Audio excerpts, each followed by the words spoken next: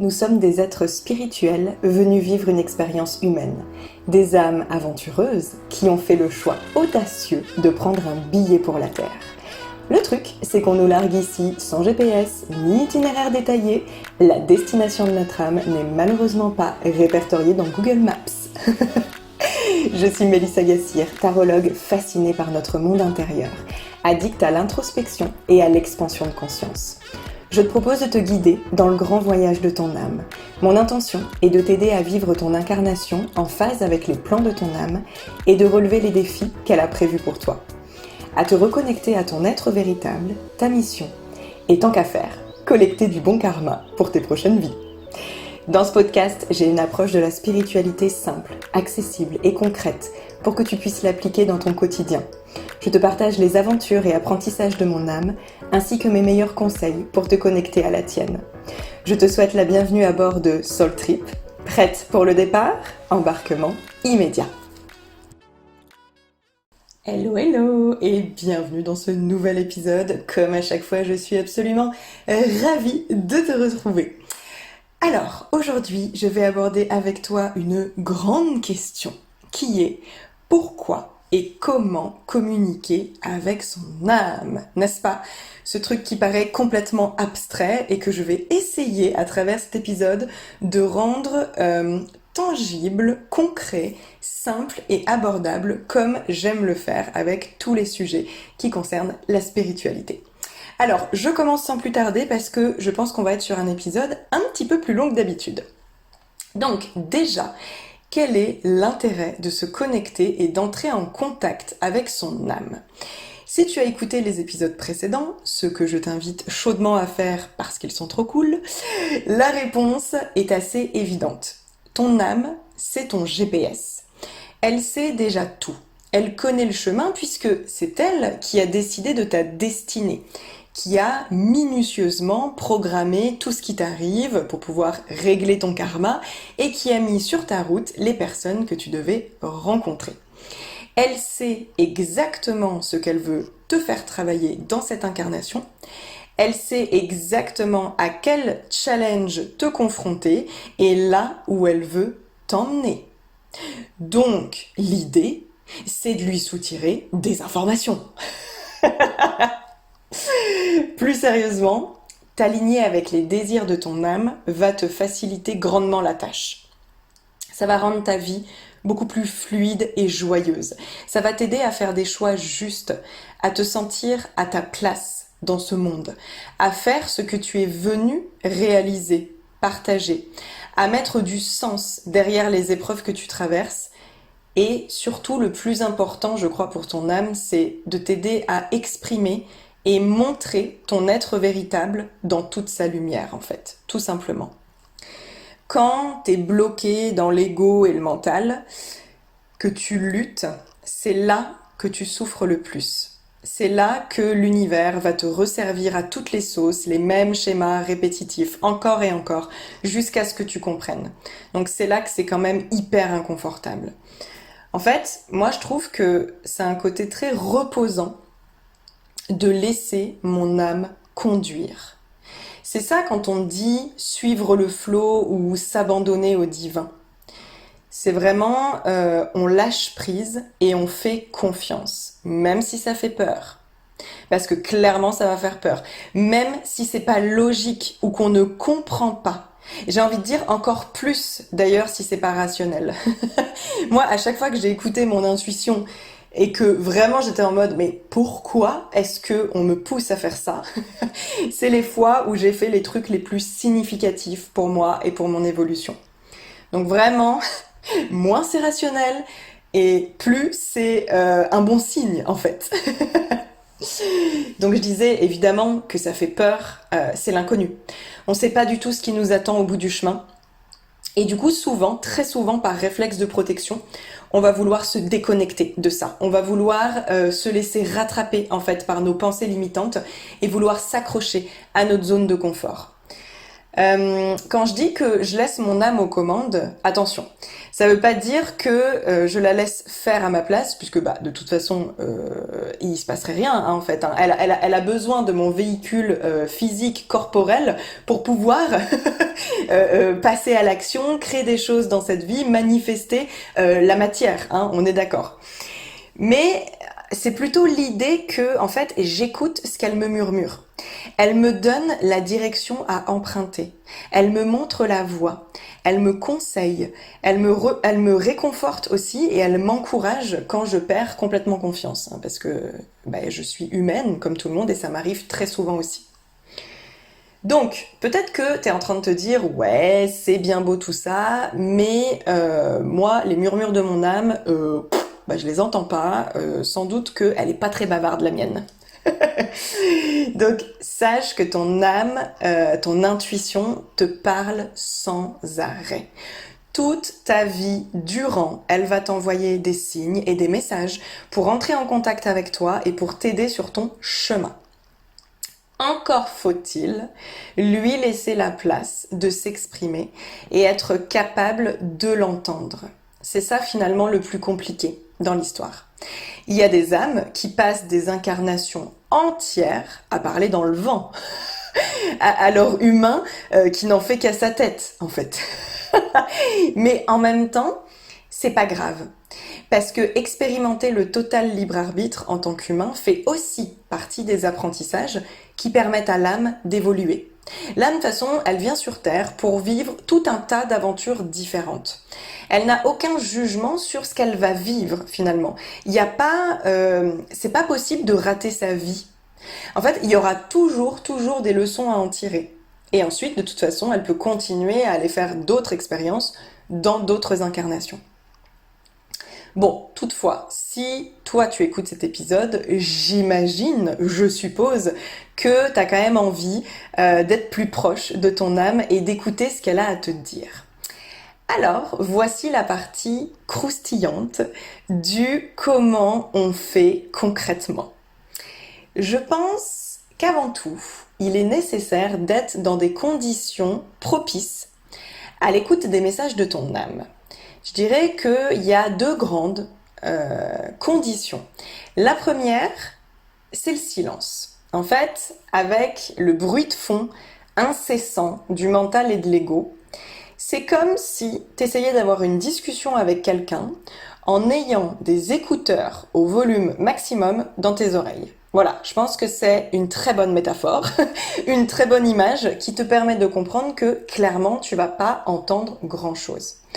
Quand je parle de silence, c'est pas forcément le silence au sens premier du terme, c'est surtout faire baisser le volume des pensées pour laisser en fait ta petite voix s'élever.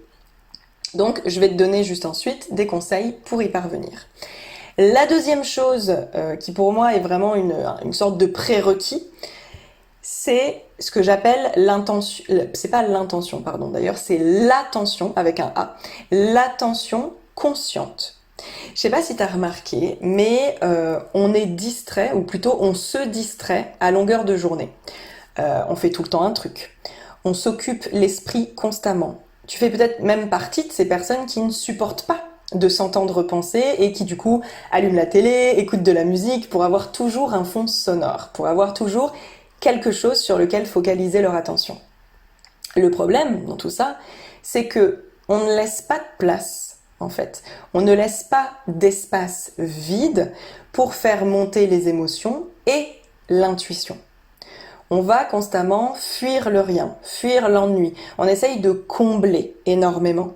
Et d'ailleurs, ça me fait penser à quand on a eu le confinement et que du coup, on était enfermés chez nous et qu'on pouvait plus se divertir à l'extérieur en voyant du monde. On pouvait plus vraiment échapper à soi-même, on pouvait plus vraiment échapper à cet ennui. Et en fait, cet espace vide, il s'est fait naturellement. Et c'est pour ça qu'ensuite, parce que du coup, ce qui s'est passé, c'est que toutes les émotions, tous les désalignements, tous les mécontentements, les insatisfactions, les déceptions, les frustrations, tout ça, en fait, sont remontés à la surface. Parce que tout ça, souvent, on peut le refouler très facilement quand on est dans autre chose, en fait. Quand on porte notre attention sur autre chose, quand on se distrait avec toutes les sources de distraction, d'ailleurs, qu'on a dans notre vie. Mais là, en fait, on n'a plus eu le choix. Et c'est pour ça qu'il y a autant de personnes qui, waouh, ont eu des prises de conscience considérables et fulgurantes sur leur vie, sur ce qu'ils avaient envie d'accomplir, et aussi autant de personnes qui ont commencé à entreprendre des thérapies, à prendre davantage soin de leur bien-être, de leur santé mentale, à faire des coachings, etc., etc. Bref. Donc, on a cette fâcheuse tendance à fuir et à vouloir combler. Pourtant, à ton avis, pourquoi est-ce qu'on a nos meilleures idées sous la douche, en voiture ou en faisant la vaisselle? Parce que ce sont des tâches automatiques qui ne demandent pas de réflexion, qui vont mettre le cerveau dans une sorte d'état de veille. Et à ce moment-là, il se passe un truc assez magique. C'est que l'âme va pouvoir se frayer un chemin. Donc, en résumé, on va essayer d'apaiser notre brouhaha intérieur tout en se rendant plus disponible et réceptif. Alors, on te demande pas d'être comme ça tout le temps, hein. Clairement, on n'est pas des moines bouddhistes, hein. Je veux dire, on a des interactions avec les gens autour de nous et c'est même très important pour notre humain parce que voilà, nous sommes des êtres sociaux, n'est-ce pas? Et c'est aussi comme ça d'ailleurs qu'on trouve de l'inspiration. Mais l'idée là, c'est quand même de ne pas être que dans ces interactions-là avec l'extérieur, d'avoir la capacité de revenir à l'intérieur, de faire de l'introspection et de prendre en fait la bonne habitude de se créer ce genre de moment, de petit tête-à-tête avec soi-même, une ou plusieurs fois par semaine. Pour que ça devienne vraiment comme un petit rituel bien-être pour pouvoir prendre soin de toi, de ton énergie et pouvoir maintenir un taux vibratoire élevé. Puisque plus ton taux vibratoire est élevé, plus tu vas pouvoir accueillir les messages, être en fait en connexion avec ton intuition, ton âme, ton higher self, avec tes guides, avec plus grand que toi en fait. Et donc il existe plein d'activités différentes pour ce faire, que je vais t'inviter à tester pour pouvoir trouver celles qui te correspondent le mieux et qui te donneront envie de les pratiquer. Parce que pour pouvoir maintenir une routine, n'est-ce pas? C'est important que ça donne envie, que ce soit plaisant, que ce soit agréable, qu'on ait vraiment envie de s'y mettre, de s'installer et de s'y atteler en fait. Donc, je vais te donner une petite liste qui est bien sûr non exhaustive dans laquelle tu vas pouvoir piocher. Évidemment, je ne peux pas faire cet épisode sans citer en premier la méditation. C'est clairement un des meilleurs moyens de ralentir le mental en pouvant pratiquer la pleine conscience. Il y a beaucoup de gens, et tu en fais peut-être partie, qui ont des a priori sur la méditation. J'en avais moi-même avant de commencer, mais en fait, il faut essayer. Et parfois, il faut même persévérer un peu pour pouvoir profiter pleinement de ses effets. Personnellement, ce qui m'a aidé, c'est d'utiliser une application. Parce que avec une application, en tout cas, moi j'ai trouvé qu'il y avait un côté hyper ludique. En plus, personnellement, je préfère les méditations guidées. Donc, pour commencer, je pense que c'est super bien de pouvoir se laisser guider par une voix et par une musique relaxante. C'est vraiment sympa en fait. Moi, j'ai vraiment aimé. Puis, il y avait un côté un peu de aujourd'hui je fais celle-ci, demain je ferai sur un autre thème, etc. Alors, personnellement, j'utilise Evolume. Donc bon, alors elle est payante. Il y en a plein qui sont gratuites et qui sont, en tout cas, desquelles j'ai entendu du bien, notamment Petit Bambou. Faites vos recherches, voyez un petit peu. Moi, c'est celle que j'utilise, mais voilà, je suis sûre qu'il y en a plein qui sont très bien et qui sont, pas forcément payantes. Mais il y a vraiment ce truc un peu de ah ouais tiens demain je vais faire quoi et tout. Ça crée en fait une espèce d'enthousiasme, d'élan en fait pour se mettre à la méditation. Autre conseil, faut vraiment pas se mettre de pression. Ça peut être 5 minutes pour commencer. Il y a vraiment pas de stress à avoir par rapport à ça. Et surtout, garde à l'esprit que tes pensées, elles seront toujours présentes. Tu vas pas t'arrêter de penser, c'est impossible. C'est pas humain. Donc tes pensées seront toujours présentes et elles reviendront sans cesse. Le but de la méditation, c'est vraiment de les laisser passer, en fait, comme des nuages dans le ciel, puis de se recentrer systématiquement sur sa respiration. C'est ça, si tu veux, l'idée de pleine conscience. C'est que quand tu pars dans tes pensées, tu n'es plus en pleine conscience. Et donc, ça, voilà, ça te demande en fait de, ok, j'ai vu ma pensée, je la laisse de côté, j'y reviendrai plus tard. Là, maintenant, je reviens de manière volontaire, en fait, sur ma respiration. Et je fais ça, voilà, en pleine conscience. Ça, c'est l'idée de la méditation. Dans la même catégorie, il va y avoir la sophrologie. Donc la sophrologie, c'est un ensemble de techniques de relaxation, respiration, mouvement corporel, visualisation, etc., etc. Donc ça rassemble vraiment tout un tas de techniques. Donc là encore, fais tes propres recherches si c'est quelque chose qui t'attire. Évidemment, il y a le yoga que je pratique personnellement. Alors, je suis une élève pas très disciplinée, ce qui fait que j'ai besoin, moi, d'avoir des cours en présentiel. Du coup, voilà, c'est hyper important pour moi. Je n'arrive pas à alors, toute seule, c'est impossible, je m'y mets pas. Hein, clairement, là, quand on était en Espagne, j'avais emmené mon tapis de yoga. Il est resté au même endroit, là où je l'avais posé 3 mois avant. Voilà. Donc, je n'en suis pas fière, mais je le sais. En fait, c'est mon fonctionnement. Et c'est hyper important aussi de bien connaître ton fonctionnement pour pouvoir choisir des activités qui vont te convenir.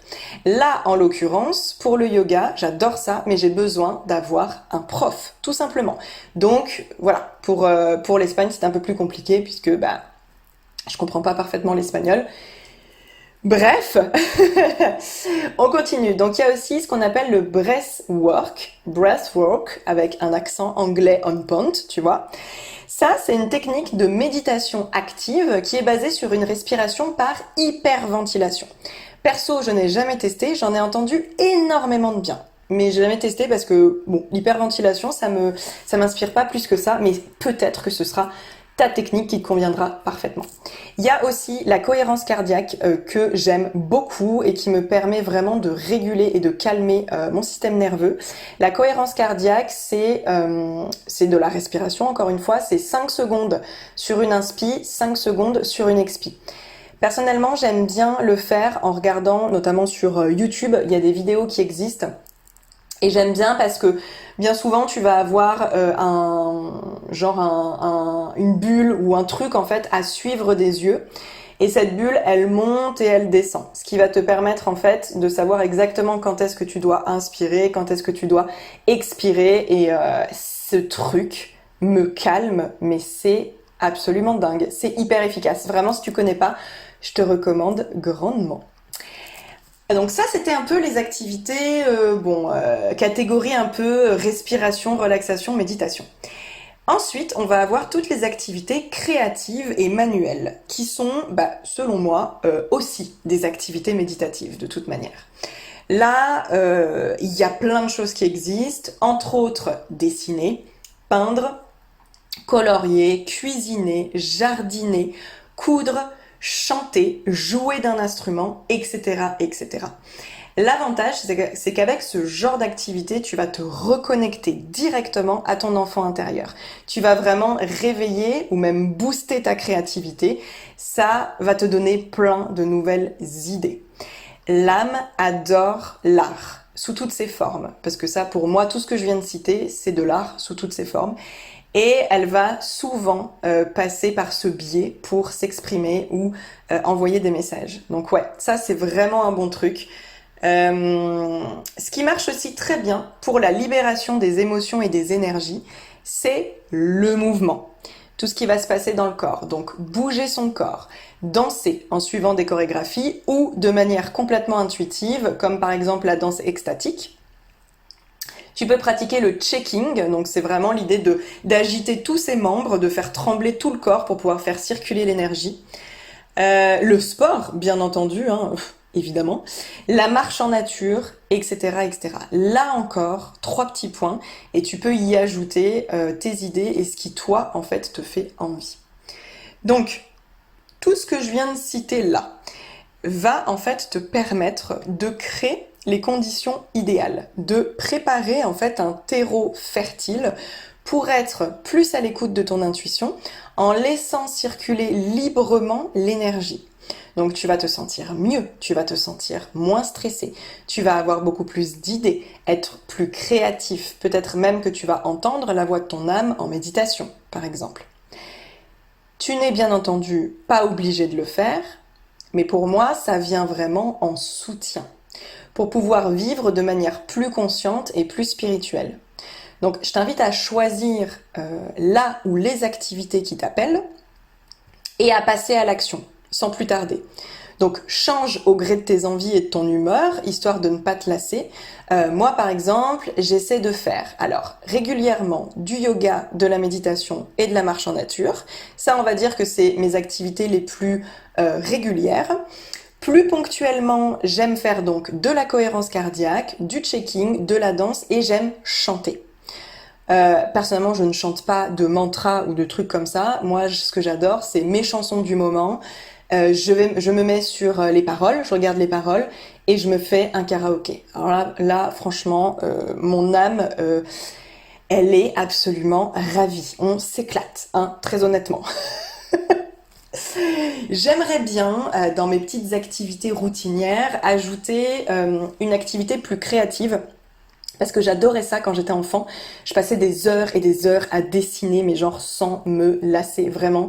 J'ai perdu cette habitude et je trouve ça dommage. Et le week-end du 10 septembre, je vais à Paris pour mon anniversaire et une copine m'a offert un atelier pour réaliser sa propre bougie végétale. Franchement, j'aime trop l'idée et je me dis que si ça se trouve, je vais me découvrir une passion. Bref, mais en tout cas, vous voyez, là encore, c'est une idée. Genre, créer sa propre bougie, clairement, on est dans quelque chose de méditatif qui va permettre à l'intuition, à la voix de l'âme de s'exprimer. Donc, de manière générale, avant de passer à la suite, les petits conseils, c'est vraiment d'adapter à qui tu es, à ton rythme de vie, à tes habitudes, à ce que tu aimes, ok ? C'est seulement comme ça que tu arriveras à te tenir en fait à une pratique qui va te faire du bien. Ouais, ça c'est le plus difficile, c'est ça, c'est de s'y tenir finalement. Alors qu'on le sait pourtant que ça nous fait un bien fou. Donc voilà l'idée. Je voulais dire un autre truc et ça m'a échappé.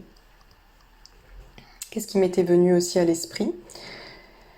Oui, je voulais dire que je pourrais bien, moi, vous dire quand est-ce que je fais cette routine-là, quelle est ma fréquence, quel est mon rythme, etc. Mais ça n'a pas trop d'intérêt dans le sens où on n'aura pas de toute façon la même manière de faire. Et de toute manière, en toute honnêteté, je n'arrive pas à le faire tous les jours. Il y a des fois où je suis hyper disciplinée, vraiment hyper assidue, et puis il y a d'autres fois où il se passe plein de choses autour de moi, et puis les aléas de la vie font que voilà, je le fais un petit peu moins. Mais ça reste quand même quelque chose de central dans ma vie, ça c'est une certitude. Maintenant, on va pouvoir passer à ma partie préférée, c'est-à-dire les techniques pour recevoir des messages très précis, les outils qui permettent d'établir une connexion directe et de discuter en temps réel avec la part divine qui habite ton corps, avec tes guides, avec l'univers, le grand barbu, bref, qui tu veux. Donc, tout d'abord, il y a l'écriture automatique ou intuitive qui consiste à écrire tout ce qui te vient sans mentaliser ou sans juger ce que tu es en train d'écrire. C'est vraiment simplement tu laisses venir les informations. Même si tu as l'impression que ça n'a ni queue ni tête, peu importe. Donc tu peux le faire librement, juste voilà, tu prends ton carnet, ton stylo et tu laisses aller et tu couches sur le papier tout ce qui te vient. Ou tu peux aussi poser une question spécifique et voir un petit peu les informations qui viennent à toi. Pour moi, l'écriture est genre hyper puissante. Perso, j'ai tenu des journaux intimes jusqu'à mes 19 ans. J'ai toujours adoré écrire. L'écriture, pour moi, permet vraiment de prendre du recul, de la hauteur, d'analyser précisément des situations ou nos propres comportements, nos propres croyances, de mieux se comprendre, de libérer les émotions, libérer ce qu'on a sur le cœur. Enfin, clairement, c'est un outil hyper riche. Et en fait, c'est un outil super simple que tout le monde a à sa disposition et je pense qu'on le sous-estime totalement. Et aujourd'hui, c'est avec mes cartes que je continue de journaler, que je travaille sur moi et surtout que je communique avec mon âme. Donc, je tiens un tarot journal. J'y écris absolument tous mes tirages et toutes mes interprétations. Et j'adore revenir en arrière. J'adore relire où j'en étais, genre plusieurs mois ou plusieurs années avant, et me rendre compte du chemin parcouru. Franchement, le combo carte plus journaling a été juste révolutionnaire pour moi. C'est sans aucun doute ma technique favorite. Donc, en parallèle, je fais des activités que j'ai citées plus haut pour pouvoir maintenir mon taux vibratoire le plus haut possible et avoir un canal de réception bien ouvert. Je ne fais pas systématiquement de méditation avant de tirer les cartes. Moi, j'ai plutôt un rituel de connexion à mon jeu que je partage d'ailleurs dans ma formation de tarot. Mais voilà, il n'y a pas non plus forcément de choses obligatoires à faire avant de tirer les cartes. Mais évidemment, ça va être important quand même d'être dans des conditions de silence, de calme, ça c'est clair, et quand même d'être tout à ce qu'on fait. Vraiment d'être dans la conscience et l'attention assez soutenue, évidemment. Mais franchement, quand je me pose avec mes cartes, c'est juste fou. Je crois que c'est un des trucs que je préfère faire au monde. Je suis toujours excitée en fait, je ressens constamment, et même des années après, je ressens constamment cette excitation, et en fait ce que je sens aussi, c'est mon âme frétiller à l'intérieur de moi. Non mais c'est juste dingue, littéralement je sens que elle aussi en fait ça la rend ultra joyeuse, et toutes les deux on adore en fait échanger de cette manière-là. À chaque fois j'ai l'impression de nous offrir un cadeau en fait, ça me fait tellement vibrer, c'est juste dingue. Les tirages sont souvent intenses et je passe par toutes les émotions. Ça m'arrive régulièrement de pleurer, genre très souvent même, tellement les messages sont forts, tellement ça me touche, tellement ça me bouleverse, tellement ça me parle aussi. En fait, avec les cartes, je me sens tellement soutenue et aimée. Je me sens proche de mes guides. J'ai le sentiment que je suis plus jamais seule. En fait, le tarot m'accompagne dans mes moments les plus sombres. Il m'apporte de la lumière pour m'aider à traverser les épreuves et à avancer. Il m'a très souvent sauvée les jours où je me lève et que je suis en bad mood, où je me sens pas bien. Et si j'ai l'élan de tirer les cartes, parce que c'est pas toujours le cas évidemment, il y a des jours où j'ai juste envie de ne rien faire et c'est ok. Mais si je me sens de tirer les cartes, elles vont avoir systématiquement la capacité de me faire switcher, mais hyper rapidement en fait. Parce que à chaque fois, ça va me permettre de mettre du sens sur ce que je vis, de relativiser, vraiment de prendre de la hauteur, ça c'est hyper important. Et en fait, je me suis rendu compte que je me sentais écoutée et comprise. Comme si j'avais parlé de mes problèmes à ma meilleure amie en fait. Mon tarot, c'est un de mes meilleurs confidents. Parce que déjà, il me jugera jamais. Et du coup, il me donne aussi les conseils les plus objectifs possibles. Il me donne en fait les meilleurs conseils pour moi, pour mon bien et pour mon alignement. Donc c'est juste puissant et tellement précieux en fait. Vraiment, c'est vraiment précieux. Contrairement à ce qu'on peut croire, c'est pas difficile de travailler avec les cartes. C'est même à la portée de tout le monde, grâce aux oracles notamment. T'as pas besoin de connaissances ou de formation préalable. Et moi, ça fait vraiment partie d'une de mes missions ici, en fait, de rendre les cartes et le travail sur soi avec les cartes le plus accessible possible. Pourtant, je me rends compte, quand j'en discute dans mon entourage ou avec des personnes de ma communauté, qu'il y a des gens qui essaient d'utiliser les cartes, mais qui se sentent pas assez à l'aise, ou qui n'arrivent pas à obtenir de réponses claires, ou, alors ça je l'entends très souvent, qui ne savent pas poser les questions. Parce que effectivement, les questions sont hyper importantes. Plus ta question est précise et pertinente, plus ta réponse sera précise et pertinente aussi. C'est logique. Donc voilà, je vois qu'il y a encore trop de gens qui, sont pas forcément à l'aise avec l'outil. Donc sache que j'ai un programme en ligne qui est juste extraordinaire pour apprendre à travailler avec les cartes si t'es novice, ou pour te perfectionner si tu connais déjà, pour pouvoir perfectionner ton utilisation. Franchement, c'est hyper simple. Il suffit de suivre le guide. Les questions sont déjà formulées. T'as juste à t'installer avec tes cartes et tu n'as plus qu'à récolter les précieuses réponses de ton âme. Si tu n'y connais rien, il y a un tutoriel pour vraiment apprendre à choisir ton jeu de cartes, utiliser tes cartes. Et voilà, en fait, c'est un programme juste dingue, j'ai des retours de fou dessus, vraiment.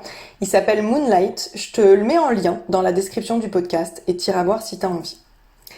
Concernant le tarot, parce que ça c'était pour les oracles, concernant le tarot, c'est un petit peu différent. Selon moi, le tarot nécessite des bases solides pour pouvoir vraiment s'éclater avec l'outil et pour pouvoir faire des interprétations précises, profondes, ne pas rester en surface. Parce que bien souvent, c'est ça le problème avec les oracles, par exemple, c'est qu'on peut avoir tendance à rester en surface ou à rester scotché sur le livret d'interprétation.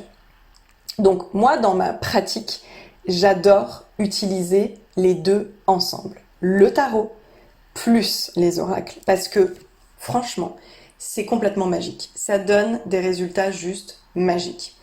D'ailleurs, j'en profite, parenthèse promotionnelle, si tu as envie d'apprendre le tarot avec moi, je viens tout juste de lancer la session 3 de ma formation.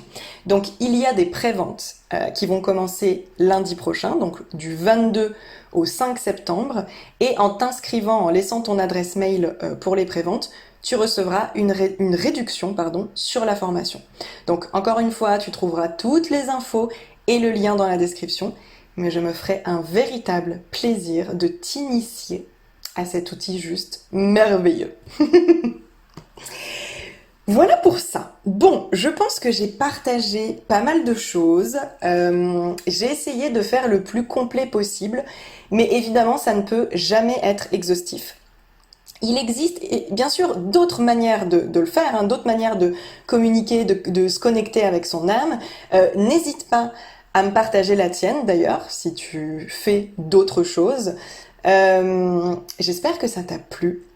J'espère que ça t'a donné envie de passer plus de temps avec ton âme, de te connecter à plus grand que toi et de découvrir les mystères de ton incarnation. Je te dis à très vite pour un prochain épisode et je t'embrasse.